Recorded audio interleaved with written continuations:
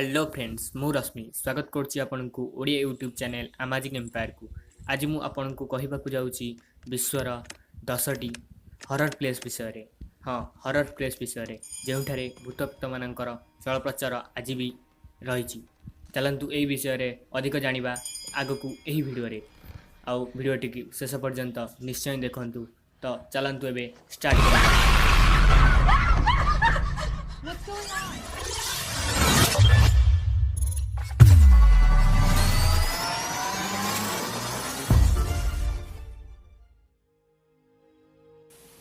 Number 10 the Beechworth lunatic आसाइलम।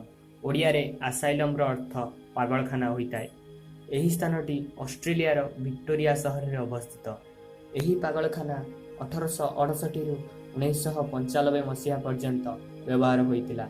यही 130 वर्ष मध्य प्राय 9000 रु अधिक रोगी मृत्यु एठारे हो सारिथिला एवं बहु लोक एठारे भूतप्रेत माननकु देखिबार दावा करती। मात्र भूतप्रेत माने आज जाए काहाकू एठारे क्षति पहुंचाई ना।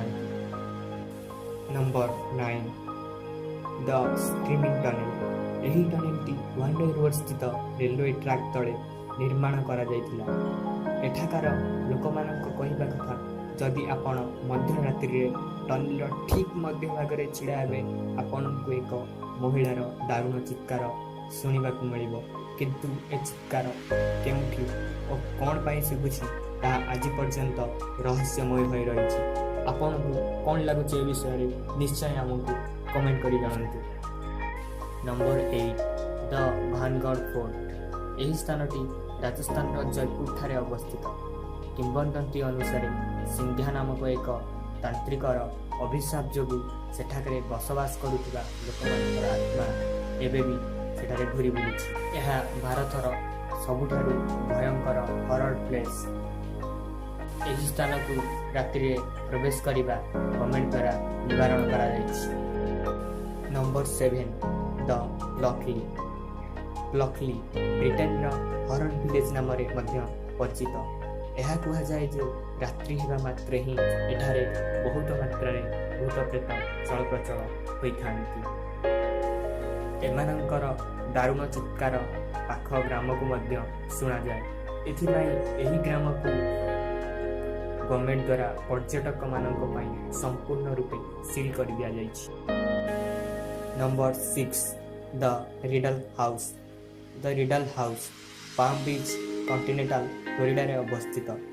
एही घर 1920 रे निर्माण करा जायतिला। एही घरे से घरर मालिक और चाकर आत्महत्या करथिले एवं कुहा जाय जे एमानक आत्मा एबे भी एठारे बसवास करूछि एवं से चाकर और मालिकंकर मृत्युर कारण एबे मध्य काहाकू जणा नाही। मात्र सेमानक आत्मा गोटे फैन रे झुली रहितिला। Number 5 the well witch cave. The well witch cave एक पुरातन गुंफा जेउठे जॉन भेल और तांको परिवार को हत्या करा जायतिला। आज भी एमानक आत्मा पाखरे बसवास करुथिबा लोकंकु हैरान करिथाय। यह कहा जाए कि जदि केही ए गुंफारु माटी बा पत्थर सांगरे नै थाए तेबे ताहार किछि दिन मध्य मृत्यु घटिथाय एवं एहार प्रमाण बहुत अवेलेबल अछि। Number 4 the Stull cemetery. The Stull cemetery मुम्फीर एक छोट सहर। यह कहा जाए कि 20 शताब्दीर आरंभ रे एही सहर रे मात्र 20 जन बसवास करुथिले। एमानक मध्य 2 जन बाप और पुओ को हत्या करा जायतिला एवं एमानकु एक चाष जमी रे कबर दिया जायतिला। मात्र सेठारे अनेक लोकंकु मारी गछरे टांगी दिया जायतिला। आज जाय जणा नाही जे एमानकु हत्या करिवार कारण कौन और एथिपाई किए दायी। मात्र एमानक आत्मा एबे भी घुरी बुलुछि एवं लोकमानकु हैरान करिबारे लागिछि। एहार कारण मध्य जणा पडु नाही। Number 3 the Marklet plantation. कहा जाए कि यही प्लांटेशन एक कब्रस्तान पर करा जायतिला।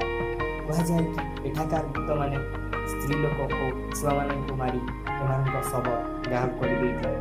एठारे राति रे गोटे स्त्री लोक को गछरे झुलिबार देखा जाए और बेले बेले यह मनुष्य मानक बहुत मात्रा क्षति पहुंचाई। କରାଯାଇଥାଏ।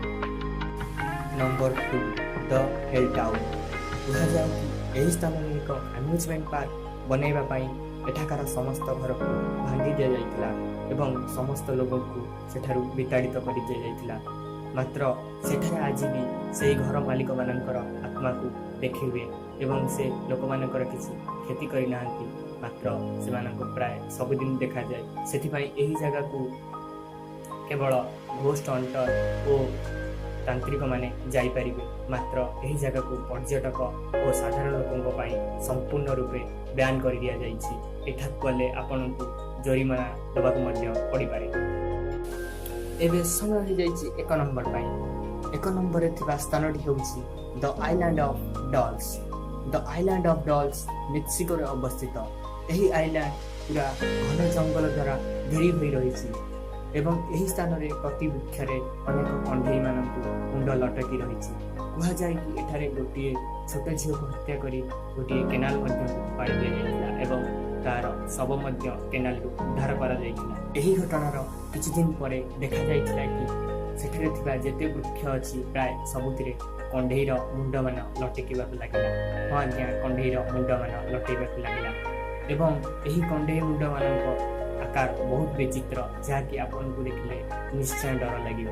ଯଦି ଆପଣ କଣ୍ଢେଇ ଲଟକିଥିବା ଗଛକୁ କାଟି ଦିଅନ୍ତି ତେବେ ସେ ଗଛ ସେହି ସ୍ଥାନରେ ପୁଣି ଉଠିବାକୁ ଲାଗିବ ଏବଂ ବଡ଼ ହେବା ମାତ୍ରେ ହିଁ ତା ମଧ୍ୟରେ କଣ୍ଢେଇମାନ ଲଟକିବା ଆପେ ଆପେ ଆରମ୍ଭ ହୋଇଯିବ ଏବଂ ପ୍ରତିଦିନ ରାତିରେ ସେ ଜାଗାରୁ ଗୋଟେ ଛୋଟ ଝିଅ କାନ୍ଦିବାର ଶବ୍ଦ ଏବେ ବି ଆସିଥାଏ। ମାତ୍ର ଏପର୍ଯ୍ୟନ୍ତ ତାକୁ କେହି ଦେଖିନାହାନ୍ତି କିଏ କାନ୍ଦୁଛି ଓ କ'ଣ ପାଇଁ କାନ୍ଦୁଛି। ଇଏ ଥିଲା ବିଶ୍ୱର କିଛି ହରର ପ୍ଲେସ୍। ଯଦି ଏଭଳି ଭିଡ଼ିଓ ଦେଖିବାକୁ ଚାହୁଁଛନ୍ତି ତେବେ ଚ୍ୟାନେଲଟିକୁ ସବସ୍କ୍ରାଇବ୍ କରନ୍ତୁ ଓ ଭିଡ଼ିଓଟି କେମିତି ଲାଗିଲା ଆମକୁ କମେଣ୍ଟ କରି ନିଶ୍ଚୟ ଜଣାନ୍ତୁ। ଆଉ ଲାଇକ୍ କରିବାକୁ କେବେ ବି ଭୁଲିବେନି।